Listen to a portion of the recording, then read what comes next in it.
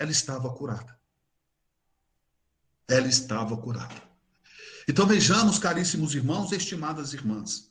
Depois, ela lança um livro, bem mais tarde, intitulado A Mulher que Desafiou Deus.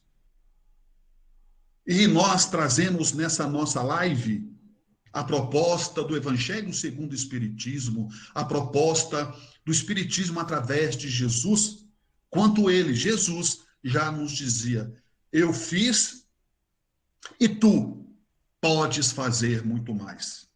Quando Jesus curava os nossos irmãos enfermos, quando Jesus curava, ele dizia: não fui eu que te curei. Quem te curou foi sua fé. Mas recorremos às obras básicas do codificador Allan Kardec. Entre o Livro dos Espíritos, sua primeira obra, o Livro dos Médiuns, o Evangelho segundo o Espiritismo, o Céu e o Inferno, a Gênese, sem contarmos as obras complementares, o que é o Espiritismo, o Principiante Espírita, a Revista Espírita, mas o primeiro livro editado por Allan Kardec, juntamente com os amigos benfeitores espirituais, o Livro dos Espíritos, a primeira questão entre as 1019 perguntas, a primeira pergunta que Allan Kardec faz aos nossos amigos benevolentes imortais: que é Deus? Vejam só a pergunta do codificador: que é Deus? Ele não perguntou quem é Deus. Ele não quis, Allan Kardec, fazer referência à pergunta a uma pessoa. Se ele quisesse, ele teria perguntado: quem é Deus? Não. Ele pergunta: que é Deus? Fazendo referência a um todo. E os Espíritos respondem à questão de número 1 do Livro dos Espíritos. Deus é a inteligência suprema, causa primária de todas as coisas. Deus é a inteligência suprema, causa primária de todas as coisas. Ora, basta olharmos a natureza e vamos descobrir a obra do Criador. Olharmos para o sol, magnífico, o pôr do sol, a lua, não pode ser construído pela mão do homem. As estrelas, nessa época de inverno, o céu fica estrelado.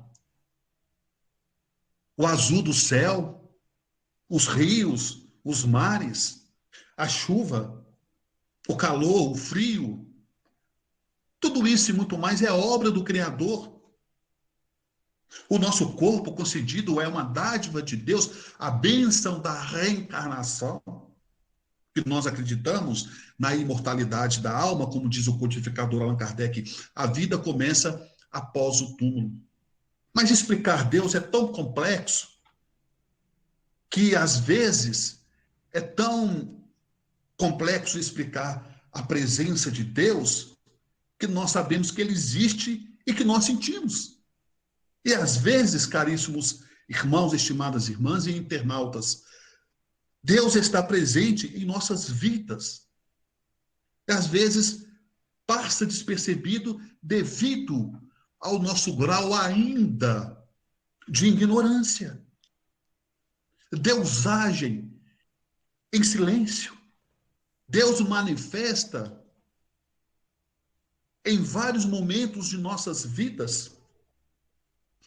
É um acidente que ele nos evita. É um momento difícil que ele nos fortalece. Tudo isso e muito mais é a presença de Deus. E um dos maiores prepostos que Deus encaminhou à humanidade foi Jesus.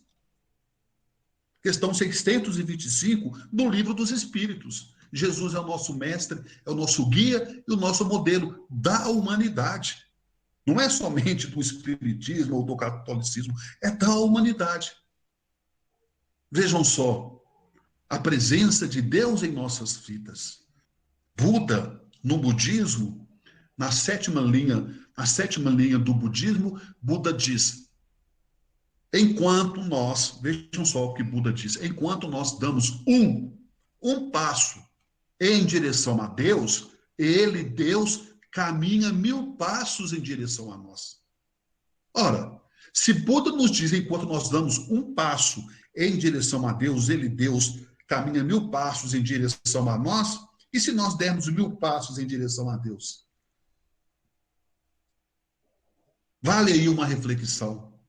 Meimei, que foi um grande espírito que escreveu através das mãos abençoadas do médium Chico Xavier, nos diz que Deus tem estrada onde o mundo não tem caminho.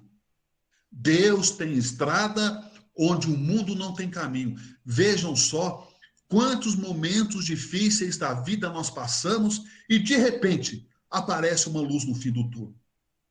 De repente, aparece a solução. De repente, aparece um remédio, um paliativo. É a obra divina. Tudo que não tem uma explicação, Deus explica. Tudo que não tem explicação é obra do Criador. Na sua profundeza mais, no que tange a imortalidade da alma, em suas profundezas mais complexas, no escaninho do nosso espírito, do nosso patrimônio espiritual. E como podemos provar Deus, dizer que realmente Ele existe? Ora, é a sua complexidade.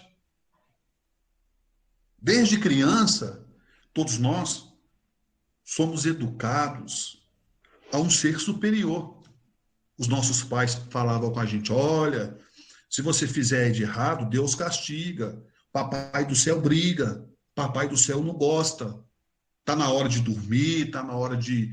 Vamos rezar para Papai do céu. Então, nós somos, de uma certa forma, seja na evangelização na casa espírita, seja no catecismo, todos nós somos preparados para sintonizarmos com Deus. Todos nós, inconscientemente, somos educados para conectarmos com o Criador, com o ser superior, que é Deus, o nosso Pai. Então, vejamos, um filho perguntou ao pai: pai, o que é Deus? O pai, então, tentando explicar para o seu filho de 6 anos de idade, falou para o filho: venha cá. Levou o filho para uma janela e mostrou para ele: está vendo? A natureza, o vento, as rosas, as árvores, tudo isso é Deus. É obra, é criação de Deus. O filho disse ao pai: não entendi ainda. O pai, então, disse ao filho: venha cá. Chamou o filho. Eles moravam numa casa onde tinha um porão. O pai pediu que ele ficasse à beira do porão, desceu a escada do porão, apagou a luz e falou para o filho assim: você está me vendo? Ele: não, eu só escuto a sua voz, mas não estou te vendo. Então faça o seguinte: pule de cabeça, pule. Como você estivesse mergulhando, pulando numa piscina em um clube. Pule que eu vou amparar você, que eu vou te segurar com as mãos, com meus braços. O garoto quis ficar um pouco receoso, mas ele confiou. Por que ele confiou? Porque era o pai dele. E era o pai dele que deu a palavra para ele, que ele podia pular, que o pai ia segurar e o pai ia ampará-lo. Ou seja, ele não estava enxergando, ele não estava tendo uma visão onde que o pai dele estava exatamente, mas o pai dele tinha segurança que ele poderia pular e que ele ia amparar o seu filho com os braços. Jamais um pai vai dar uma arma para um filho, ensinar o filho o caminho da perdição, o caminho do mal, da maledicência. Tudo pelo contrário.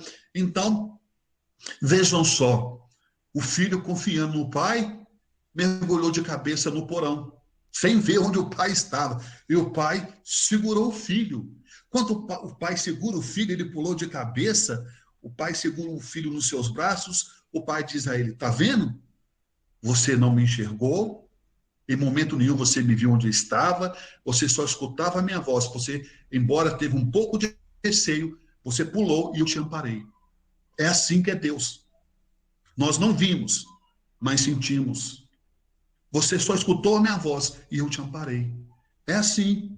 Às vezes, na vida, caríssimos irmãos, estimadas irmãs e internautas, nós não temos, às vezes, aquela confiança, mas na hora do aperto, na hora da dificuldade, como diz os antigos, carro apertado é que anda. É nessa hora que nós pulamos para Deus. É nessa hora é que nós colocamos na mão de Deus. É quando o médico chega e diz à família, olha, infelizmente não tem mais jeito. E o que nós fazemos? Colocamos na mão de Deus. Os médicos já fizeram o que deveriam ter feito, o que estava ao alcance da medicina. Então vejamos, caríssimos irmãos, estimadas irmãs, o quanto que Deus, através da espiritualidade, dos nossos amigos benfeitores espirituais, atuam em nossas vidas. Claro, temos que deixar bem claro que cada um recebe de acordo com o seu merecimento. Não é pelo fato que Deus existe que ele tem que me dar tudo. Nem tudo o pai dá ao filho. O pai dá o que é justo, o que ele acha que é merecedor. Não é? E às vezes o pai põe um filho de castigo, às vezes o pai tem que cortar a mesada ou reduzir a mesada, mas não deixa de amparar o filho, o básico, para que ele possa sobreviver, para que ele possa crescer através da educação. Quando perguntaram a Allan Kardec qual o papel dos pais na educação dos filhos, né?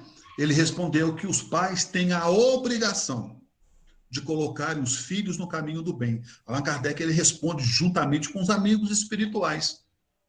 Os pais têm a obrigação de colocarem os filhos no caminho do bem. E o exemplo do bem que os nossos pais deixam para nós é tesouro para a eternidade. É tesouro para toda a vida. É o exemplo, como diz Emmanuel, a palavra ajuda, a palavra edifica, mas o exemplo arrasta. Nós que falamos que um ditado antigo, popular, que carro apertado é que anda, é na hora do aperto que nós recorremos a Deus, digamos assim, né? Não necessariamente nessa sequência, nessa ordem, mas eu recordo um fato hilário, um pouco engraçado, que um pouco de humor que meu pai nos contava quando nós éramos pequenos lá em casa, né? Nós 6 filhos.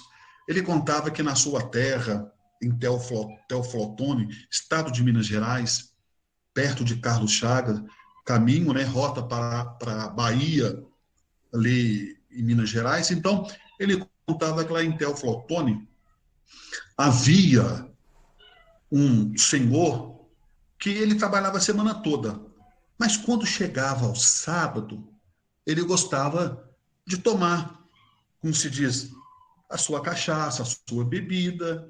E naquela época, eram poucas pessoas que tinham um poder de obter um automóvel, um veículo, né?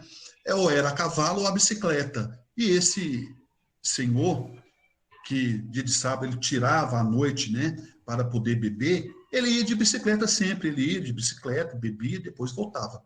Só que esse bar era um pouco afastado do centro da cidade. Era mais perto da zona rural do que da zona urbana. Mas era um bar que ele sentia bem, que ele frequentava com os amigos, que ele bebia as suas cachaças aos sábados. E era um sábado e lá estava ele, né? Com os amigos, bebendo. Ele foi bebendo e o tempo foi passando.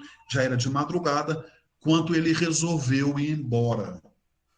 Só que o dono do bar, preocupado com ele, disse a ele, olha, você não vai de bicicleta, que você não está bem, é melhor ou você vai andando, ou ver se você consegue uma carona, ou algo nesse sentido. Então o senhor, disse ao dono do bar, eu vou caminhando e no caminho eu tento arrumar uma carona.